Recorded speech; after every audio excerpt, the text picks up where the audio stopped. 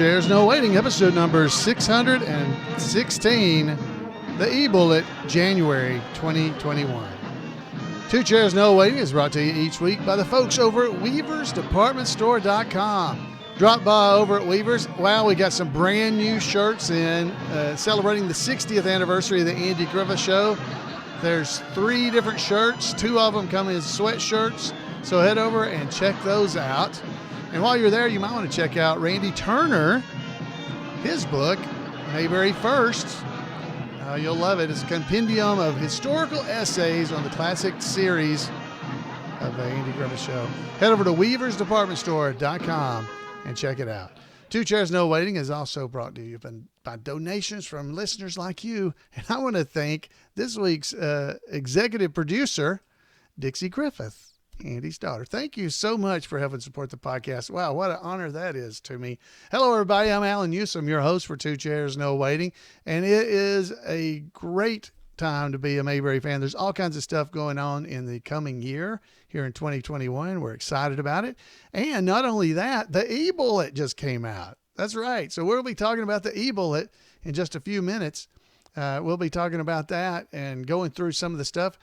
And I just got to tell you, if you're not a subscriber to the eBullet, you're just missing out. You're missing out. And I will give you some of the highlights tonight, but it's not everything that's in the eBullet. So definitely go and subscribe and make sure it shows up in your email inbox so you'll know when new editions of the eBullet come out. So the eBullet is the official newsletter of the Andy Griffith Show Rerun Watchers Club. And after we go through that, we'll hear from Randy Turner with This Week in Mayberry History. So let's go ahead and head over to the eBullet. I know you guys are going to enjoy this because Jim Clark, the presiding goober of the Andy Griffith Show, he always does a great job putting these things out. And I definitely want to encourage you, you can go into the website and find it. If you go to imayberry.com and click on the link that says eBullet, it's big and right at the top of the page, it'll take you directly to the actual eBullet website, and you'll be able to read the entire thing. Of course, as I said, I definitely recommend that you get it delivered directly to you so that you can just enjoy yourself with it and not have to wait on me or somebody to remind you. So let's get a little background music from the VW boys. And here we go for the eBullet, January 2021. So, all right. Welcome to the January eBullet, the first issue of 2021. Watching the Andy Griffith Show proved to be especially comforting escape from the stress of 2020. And after the way 2021 has started, Mayberry may be even more vital source of healing and diversion for fans this year. With a little discipline, faith in science, and good old-fashioned common sense, maybe we'll fairly soon be able to gather in person more like we did before the pandemic. Maybe at least by Mayberry Days in September, if not before. In the meantime, please continue to stay safe and keep on watching the Andy Griffith Show and enjoying Mayberry, whether through social media or wearing a favorite Mayberry sweatshirt while eating Mayberry's finest pickles, and perhaps reading the new Mayberry-related book.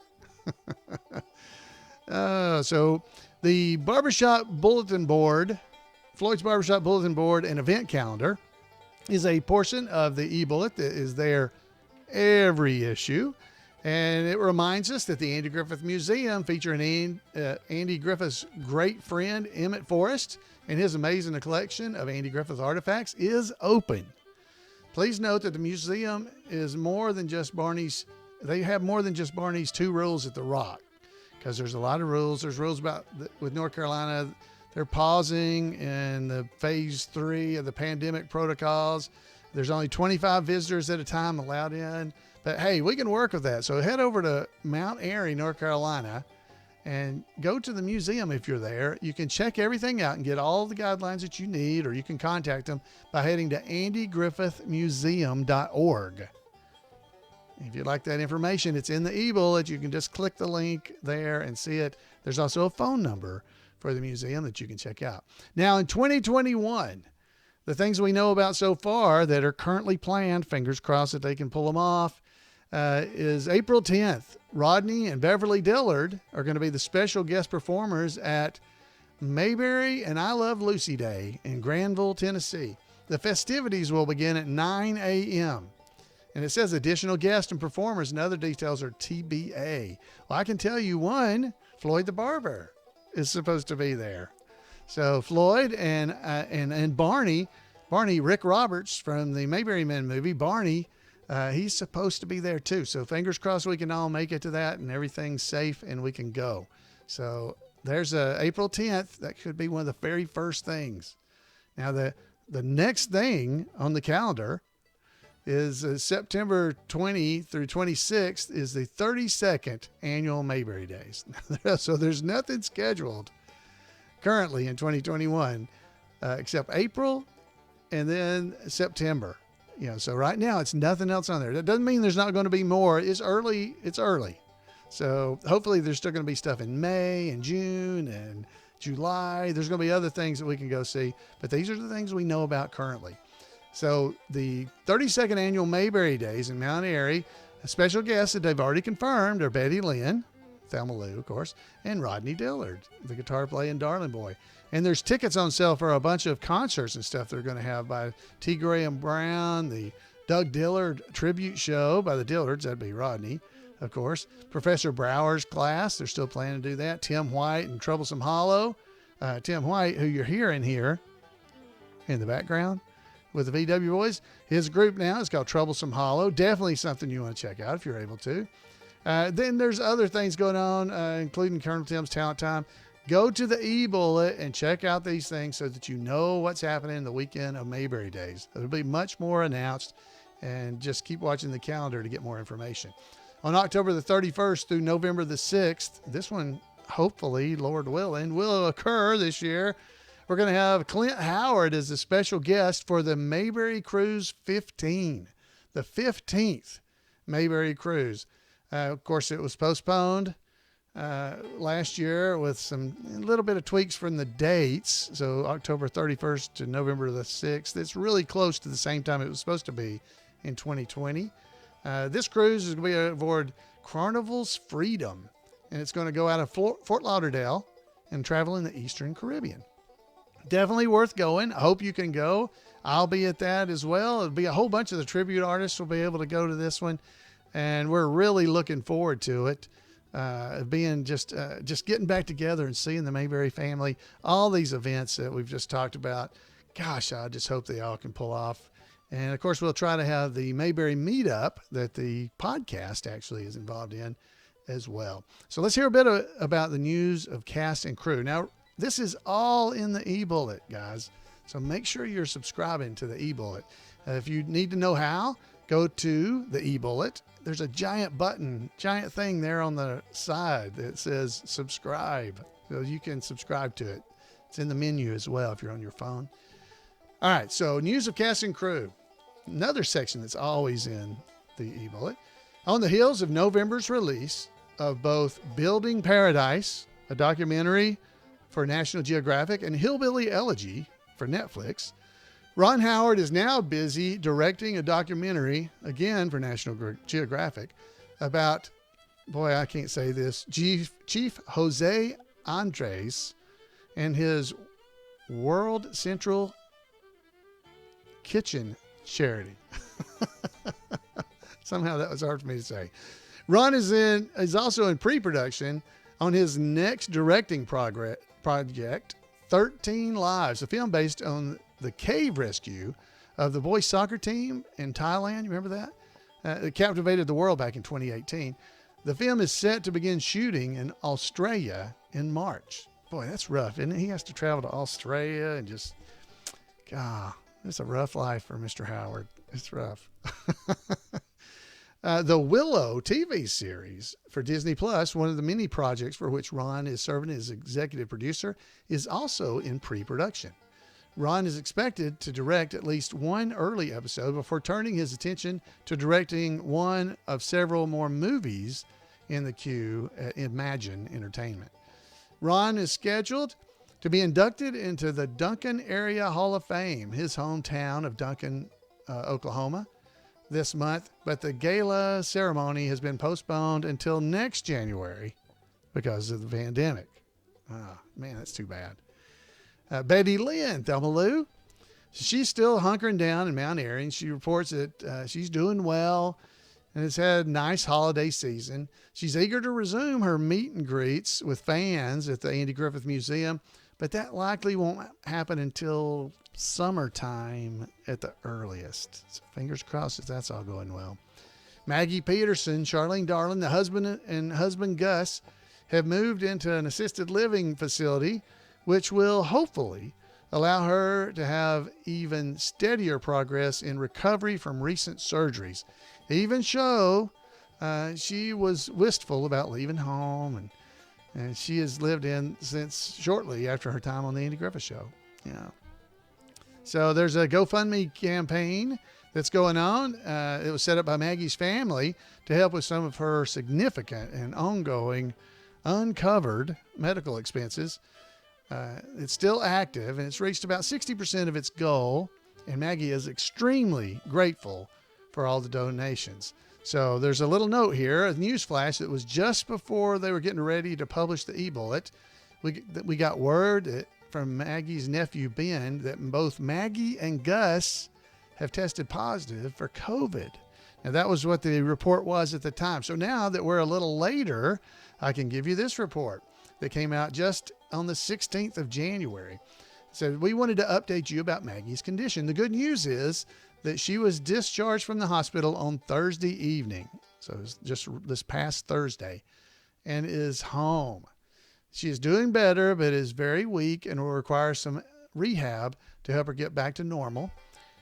We are relieved that she is out of the hospital and recovering. Thank you for your generous support and prayers for Maggie.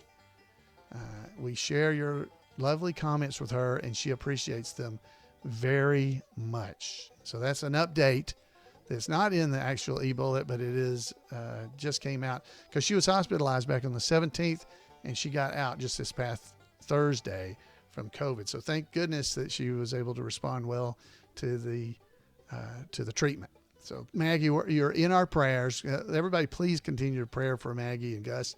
They just get their strength back and can get back on the road with us in our Mayberry events. She loves meeting the fans. So, man, we miss her.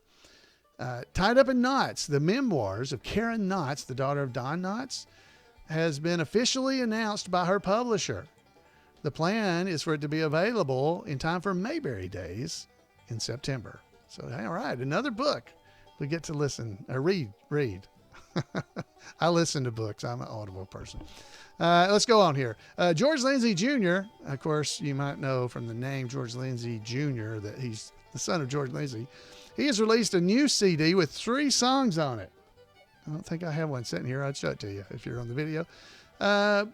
It's not available at Weaver's, but autographed copies of the previous one, the Goober Son Sings CD of silly songs that are, it is definitely available at Weaver's, and they're signed and autographed by George. So definitely go and check those out at Weaver's. You can get an autographed copy of a CD from George Lindsay Jr. And it's got funny music and songs and some stories. He tells some of the jokes that it was from his dad. I'm pretty sure that's where they came from. It's pretty awesome. George also shared sad news of the passing of his and his sister Camden's mom, George Lindsay's ex-wife. She passed away from complications of Alzheimer's back in August, and she was 84 years old. So our sympathies go out to George and Camden, and our prayers with you guys too as you deal with the loss. We really appreciate you guys. All right, it's about to get real. Jim Clark is awesome. It says it's about to get real. It's REEL because he's talking about a movie. He said it comes on the reels. Yeah, it's good. Yeah. So the Mayberry Man movie, written and directed by Stark Howell and produced by his brother Court Howell, both sons of Hoke Howell, a.k.a. Dud Wash, and co-produced by Greg Shell, the son of Ronnie Shell, is now in the final stages of editing and other post-production work. And Stark and his team were pleased on how all the pieces have come together. Oh, I'm so excited to see this thing. Depending on the status of the pandemic and other considerations, initial screenings are planned for the spring. Now, those screenings, to clarify, will be for people who donated toward the movie. So there'll be private screenings. So hopefully you're a supporter of the Mayberry Men movie and you'll be able to get into the screenings, or perhaps if you don't donate at that level, or you'll receive at some point near that time frame of May, somewhere in that time frame, hopefully, either a digital download where you'll be able to watch it, or, there's several different categories that you could have supported the podcast, not the podcast, the Mayberry Man movie. If you did, you'll be able to see it.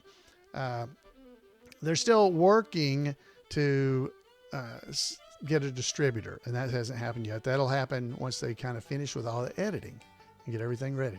The premiere is tentatively slated for Danville's Mayberry in the Midwest Festival, which is expected but not yet official, for May. Further avenues of distribution are still being pursued. So we'll let you know more as soon as that comes up. I have to help Jim here. That's a wrap for News and Cast and Crew for this year, but stay tuned for lots more in 2021. So there's more information in there. There's some passings of Mac Fenton, some information about him. We're sad to report the passing of Mike Fenton. He was the casting director for the Andy Griffith Show and Gomer Pyle. He passed away from natural causes at his home in Los Angeles on December the 30th. He was 85 years old. There's a complete biography, a very nice write-up. I definitely encourage you to go and read about him in the eBullet. It's very good, so definitely go and check that out. So a chapter update. There's chapter updates in the eBullet where we tell you about new chapters that are founded, but there hadn't been any since November. So we're still stuck at 1,468 chapters of the Andy Griffith Show Rerun Watchers Club since it began in 1979. There's information in the eBullet about how to start a chapter if you'd like to start one. So definitely do that. And if you can't get into a local chapter, there's always the online chapters at Who's Been Messing Up the Bulletin Board and places such as that. There's information in the eBullet every other month about stuff going on Weavers. And you folks that are here on the podcast already hear about all this stuff, the pickles and the coffee and the jelly and the jams and all that kind of stuff. We got the 60 Years of Mayberry, a celebration of the Andy Griffith Show book. You definitely want to check that out. That's a great, great book. I say it's great because, one of the chapters was, one of the stories in there is written by Dixie Griffith, who's sponsoring the podcast tonight, who's helping promote it. And there's George Lindsay Jr. Oh my gosh. Bruce Billison. He did one too. Leroy Mack. He's Sean Dietrich, Sean of the South. I don't know if you ever heard of him. Great guy. Huge Andy Griffith fan. And then some guy, Alan Newsom, Floyd the Barber tribute artist and host of Two Chairs No Waiting podcast. What do you know?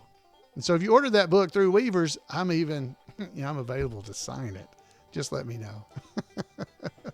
I mentioned Mayberry first at the top of the podcast. There's a Gomer Says Hey book you would enjoy.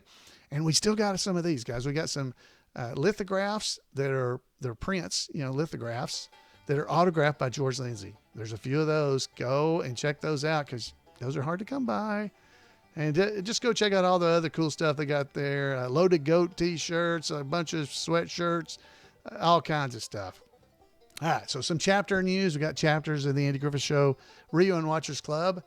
The headquarters, Andy chapter in Nashville, enjoyed hearing from many chapters from all over the country during the holidays. Most chapters have been pretty quiet so far this winter, as they were for most of 2020. As most have been following the local safety protocols during the pandemic. We've got just a couple of photos from chapters. They'll be followed by tributes to two steadfast Rerun Watchers Club members who unfortunately passed away. So I'll mention their names and definitely encourage you to go and check it out. You've got the members of the Mayberry chapter from Knoxville. They got together for their Christmas party, their annual Christmas party, and had a great time. There's a great picture of them. They plan to get back together back in early January to celebrate Elizabeth McCrae's birthday as well. So definitely check them out. We heard from the from the Mayberry Preservation Society there in Mount Airy, North Carolina. Heard from them, as well as Just a Fat Woman with Orange Hair chapter from Fayette, North Carolina, Fayetteville. Heard from them as well. So I want to remember two wonderful friends with nearly 1,500 Andy Griffith Show Rerun Watchers Club chapters and tens of thousands of members. The Bullet, unfortunately, is not able, or it's not even an adequate forum for reporting each member that we've lost over the years, much less for giving them a proper tribute. It's not uncommon that we simply don't learn of the news of someone passing until much later, if at all. But there are times when we quickly receive sad word about widely known, folks that have passed. And in this case, I just want to mention this one especially, Jack Fellinger, the Rerun Watchers Club and others far and wide sadly lost a longtime great friend when Jack Fellinger, the co-founder with his wife Sue of the Mrs. Mendelbright's Bulb Snatchers in Cedar Falls, Iowa and Belk Vista, Arkansas, passed away from complications of COVID on Christmas Eve this past year. There's a wonderful write-up in there. I mentioned him, I think, last week because Jack and Kevin Johnson, Jack Fellinger and Kevin Johnson, were the ones that kind of got me back in after I'd been out for about 4 months to the Who's Been Messing Up the Bulletin Board chapter back in the very early 90s. And he has been one of these people that I have corresponded with for 20 some odd years. And wow, he is missed.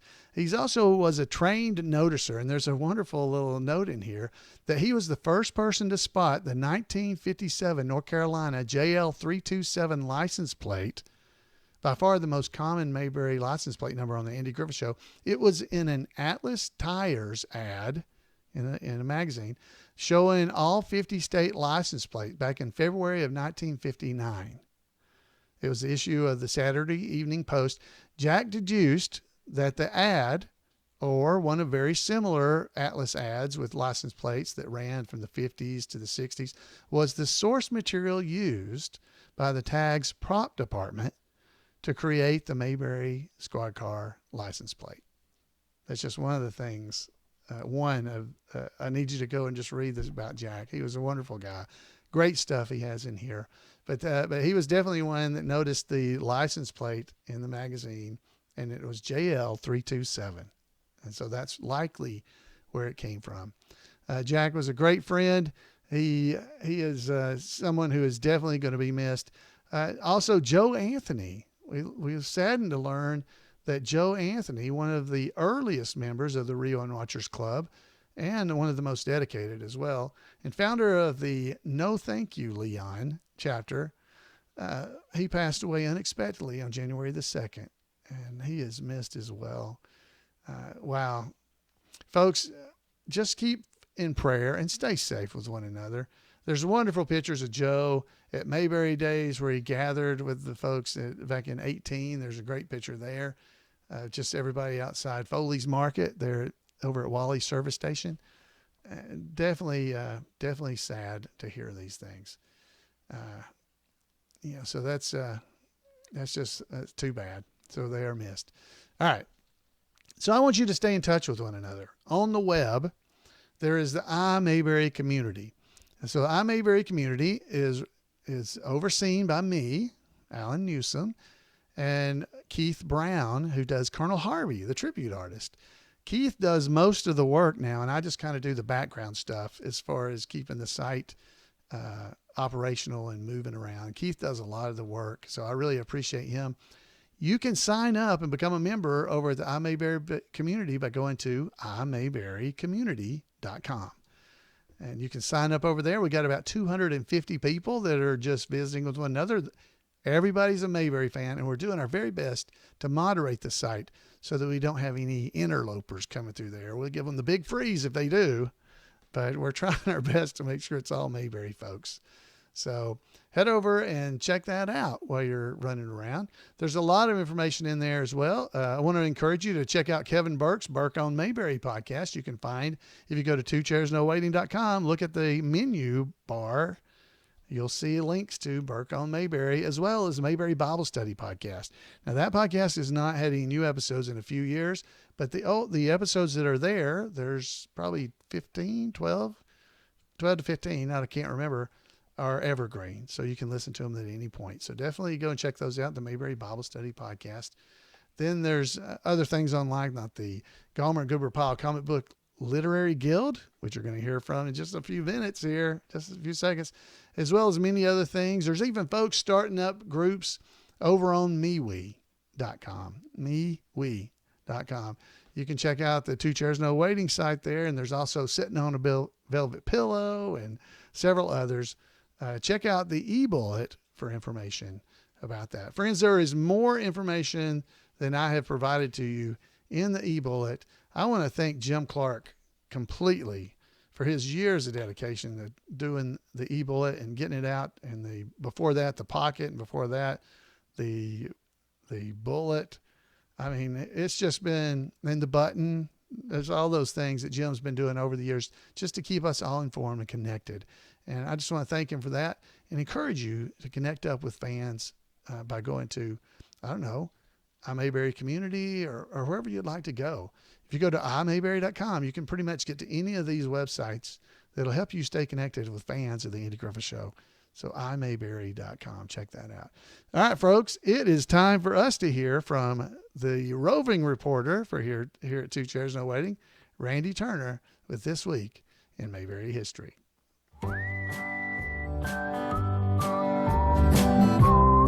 Welcome to This Week in Mayberry History, a report by Special Correspondent Randy Turner of the Gomer and Goober Pyle Comic Book Literary Guild of the Mayberry Historical Society.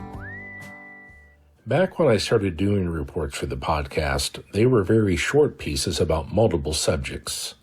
This week, let's revisit a topic I covered in only my second This Week in Mayberry History report, especially since that report was only 11 sentences long.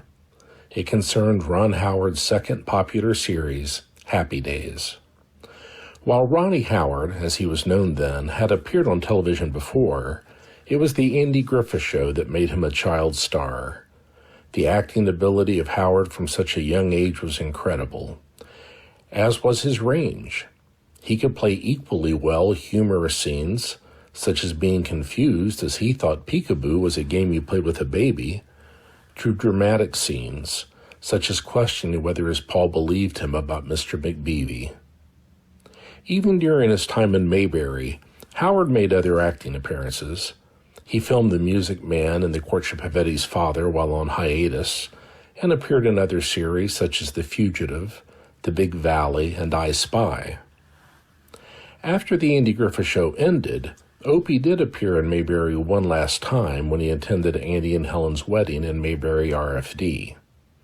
Howard then appeared in various other shows during his teen years, such as in an episode of his brother Clint's series, Gentle Ben, in the series Daniel Boone, Lassie, and in an episode of Andy Griffith's short-lived series Headmaster. He appeared as the lead in the two-part TV film Smoke, originally aired as part of The Wonderful World of Disney, and later released theatrically in the United Kingdom. And he notably co-starred in the TV series headed by Henry Fonda, The Smith Family, which started as a mid-season replacement and ran another full season, ending just before Howard entered his 20s. While Howard continued to appear in other series, such as a 1973 guest shot on MASH, it was another mid-season replacement series that brought him to a second dose of great success. And that hit series was, of course, Happy Days, which premiered on January the 15th, 1974, with Ron playing the lead, Richie Cunningham. What many do not realize is that Happy Days had an unusual path to success. The 1971 pilot for the show was called New Family in Town, with different actors playing Father Howard and siblings Joni and Chuck. The pilot was not picked up, and rather than trash it, the show's creator and director Gary Marshall retitled it Love and the Television Set, and it was used as a segment on the anthology show Love American Style in 1972. That would have been the end of it. But a young George Lucas was preparing to make a movie he was calling American Graffiti, and he asked to see the failed pilot to evaluate Ron Howard's performance. Howard was cast as one of the leads, and Graffiti was a huge success in 1973, helping fuel a nostalgia craze in the United States for the 1950s. This prompted ABC to seek shows to capitalize on the nostalgia wave, and Gary Marshall was one of the people they approached. He reminded them of the failed pilot, but this time they were interested. He recast many of the original actors, though Ron Howard stayed in place, especially after his star turn in American Graffiti. The first 2 seasons were, to me at least, a higher quality enterprise than the show eventually evolved into, but like many things of high quality, it was not exceedingly popular. The first 2 seasons opened with Rock Around the Clock by Bill Haley and the Comets as the theme song, and were shot with a single camera technique just like the Andy Griffith Show had been. The series focused on Richie's innocence while trying to find his way through high school, and the Fonz was a recurring character. As the ratings declined, Gary Marshall retooled the show to make the comedy much broader. He switched to a 3-camera approach filmed before an audience. Bill Haley and the Comets were jettisoned, and the theme song based on the series title that was originally used only during the closing credits was now used with new lyrics as the opening theme. Fonzie was played up to the point that he had nearly magical abilities in summoning women and making uncooperative jukeboxes and pop machines work with just a slap or a kick. But this was something that clearly appealed to a wider audience, and the show became a huge hit. By the second year of this new approach, it was the #1 show in the country, thereby giving Ron Howard his second #1 show, a feat that is far from common. By the way, with the success of Happy Days, the original failed pilot shown in syndication in Love American Style was retitled Love and the Happy Days. So it was Love American Style that gave us Happy Days, which in turn gave us 7 more series of spin-offs, not the record, but an incredible number. And the show would never have been the success it was, if not for the performance and likability of our Mayberry alumnus, Ron Howard. Well, that's it for this week. As always, thanks for listening, and remember to take care of yourself, watch out for one another, and take Andy's advice, and go out there and act like somebody. Wow, thank you, Randy, for that wonderful report. If you want to make sure you don't miss out on any of the wonderful things that Randy finds and comes up with related to Mayberry, send him an email at turnersgrade@gmail.com, turnersgrade@gmail.com, and he'll make sure you don't miss out. You don't want to. Thanks again, Randy. Yeah, that was great. I loved Happy Days. I grew up watching Happy Days. I've always wondered what happened to Chuck, his older brother, but he disappeared. I don't know what happened to Chuck. Never, it's a mystery. Oh man. Ron Howard poor guy, has barely had any success. You know, I'm glad he was able to have the 2 #1 shows and stuff. But, after that, I barely know what he's done since then. It's just, what a great guy. I'm so happy for him. He is a good guy, so I'm happy that he has done so well. And wow, a Mayberry guy that made it so big. Like George always said, if I'd have known Opie was going to be Ron Howard, I'd have been nicer to that little redheaded boy. That's what George Lindsay always said. Folks, also, if you're still sticking around, then you're a big Mayberry fan, because we're 40 or 30-something minutes into this. So I want to just mention that Mayberry Man, if you go and check out their website right now, if you listen to this anytime fairly soon, they have updated it recently, and it actually has a picture of a scene that was done outside of Floyd's barbershop right there at the header. of the page. And some reason I really like that one, probably because I'm right there in it. So we have Brett Varvel as Chris Stone. We got Alan Newsom, me, as Floyd the barber, and Rick Roberts as the deputy, Barney Fife, right there in front of Floyd's barbershop, having a little conversation that occurs during the movie. I'm just so looking forward to seeing this, because just look at that. I mean, I realize I am the Floyd in there, but when I look at it, I'm seeing Floyd and Barney and the guy talking to him.